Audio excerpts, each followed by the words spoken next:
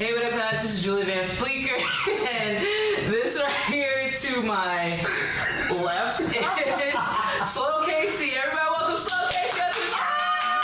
I'm joking. Try me. I tried. No, seriously, he's a singer, musician, an actor, a model, photographer, a creative director. One of the most talented people I know, and this is Casey. Do you want me to Casey Morton?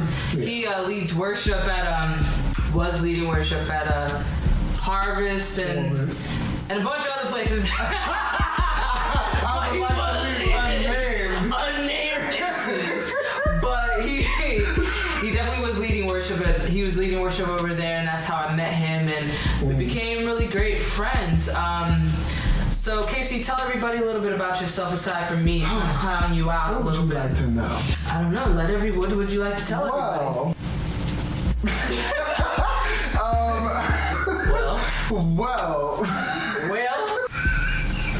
Well, how much time do we have? I've been singing since I was little. I have a huge taste in, let's say. Like an eclectic taste of music? Yeah.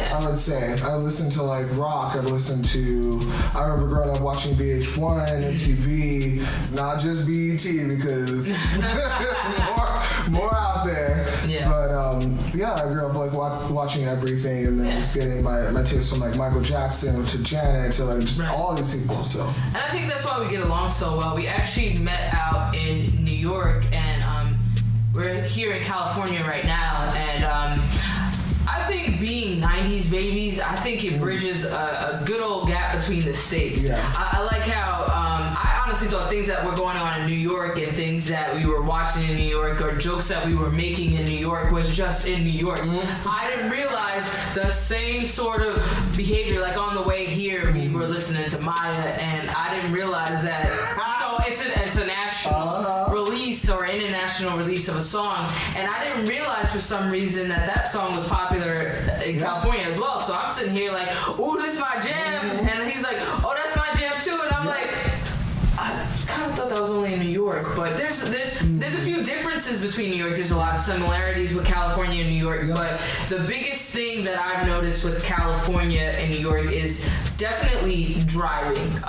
Lord. The driving in California, speed limit is... I'm already sweating. It's much higher than it is in New York, and I feel like everybody always, at the bare minimum, always goes 10 miles over, but then you have that 20 to 30 mile over gap, and me coming to California and driving out here is scary. Yeah. It scares my life a lot. I get panic attacks, I start sweating, freaking out. Every day your life is on the line. It really is, because we were driving on the highway earlier, and somebody's grandmother was on a stretcher, and that was not a pretty scene whatsoever, and it's kind of creepy, but the fun side of California is that it's sunshine, tanning, and hot weather, and right now in New York it's cold, dark, gloomy, and depressing. Here it's like sunshine and you're happy, and I don't know, what's a big major difference for you between, because you grew up in California your life and you went to New York, and me, I grew up in New York all my life and I've only come out here a few times, so I don't know the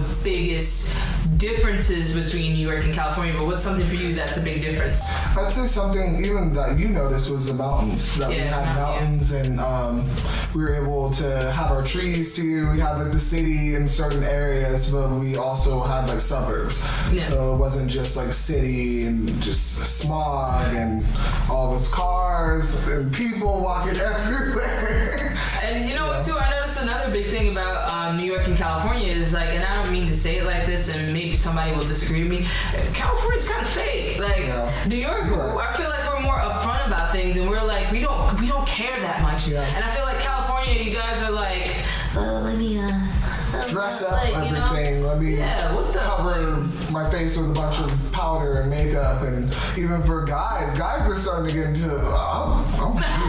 They're getting into makeup. How's your makeup better than this girl over here? Lord, I mean, contouring is a dangerous game out here these days, but I think that's the struggle that I have with being in California. It's like, y'all ghetto and my ghetto, like not my ghetto, but New York ghetto is two different things. Like y'all can have like white sheets and maybe one piece of cookie crumb on it, and that's it's ratchet. And I was like, the what? That's ratchet to you? No way. No. And then you know, we see like rats everywhere. That's ghetto. That's dirty. That's grimy. That's dingy. That's everything. But like Californians is like, I would love to see a handful of people that's from California that thinks like the mildest things are ghetto go to New York and just hang out in the hood one day and see how their perspective changes. But those are my struggles with California and New York. And I feel like as of recent times, a lot of people have been, you know, struggling with adulthood, and I feel like the 90s babies are struggling a little bit more than the 80s babies into transitioning into adulthood, and that's something that I'm facing right now. It's like, okay, how do I come out of this shell that I grew up in and go out into the world? Because I love California. I have so much love for California. There's just a lot of things I gotta get used to about California it's kind of almost a shell shock for me. But my struggle is, how do I transition from coming out of not being baby to coddle, because that's not the way that I grew up, but almost being in an airtight bubble of my own world and coming out of something and just not having that many opportunities either. Yeah, I feel like opportunities are slim now because of social media and stuff like that. It's like, it's either you got the juice or you don't. Like, you ain't got the juice, you know? No, they have a formula. Right. And so they know what they're looking for and they can just pick it out like that. I can't pick anything out. It's social media. I'm so anti-social media. I have like a Instagram, a Tumblr I no longer use that I'm getting ready to deactivate. I had to use that for school. My Tumblr was boring. Yeah, I had to make a Twitter. Like the weirdest thing, I had to make a Twitter for school. Like, why do I have to have a Twitter for school and a LinkedIn account? But I find that somewhat useful. But you know, I'm trying to get a job and make a living. But Twitter for school was so, I wanted to just fail the class because I was like, I don't want a Twitter. I have an Instagram right now, but I don't want a Twitter. So I feel like the thing that is with that right now is like, social media is taking over so much of our lives, and I spend so much time on Instagram as it is to begin with, and I hate it because I feel like back in the 90s, we go outside, play hide and go seek, manhunt, and I actually just remembered too, one of my friends out here in California, her and her sister were playing like numbers and stuff. Yeah. They kind of threw me off because I didn't think, one, they knew how to play numbers, but they call it slides out here. Yeah. And in New York we call it numbers, like 1, 2, 3. They was going in like some hood rat girls, and it threw me off, and you know, stuff like that. It's like we used to do that in the 90s. Now we can't even do that no more because nobody wants to go outside. Everybody just wants to sit on their phone. The most interesting thing is being at a table with probably 10 or more people, and everybody's on their phone, their iPads, their laptop. And me, I got the most energy, and I would figure, you know, I would be on my phone the most, but you know, just sitting around everybody watching, it's like I'm not on my phone the most. I want to have a conversation. I need, you know, an interesting thing to be around people. So it's like human interaction. Yeah, I love being around people. I think I'm somewhat outgoing. Am I? You are. I mean, you're around me, so I mean, you know, I get a little buck wild.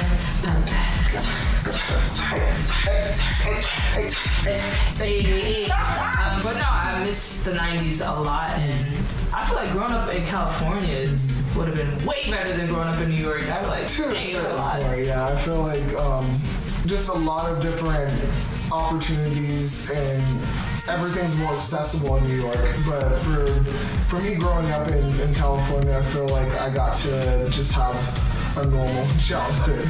Because you guys, there's stuff that's just out there for kids, and I'm just like, my mom would beat my behind if she saw me just hanging out with a bunch of kids in the middle of the city with no adult supervision. I think that's today's generation. Well, then that's also kind of yesterday as well, but I feel like today's generation is weird. You got 17-year-olds having lip injections and dating 26-year-olds. But that's just the way of the world, I guess, now. But yeah, that's all we got for today, folks. I am Julie Van Speaker, and this is Casey. You guys have a good one and a great start to 2006.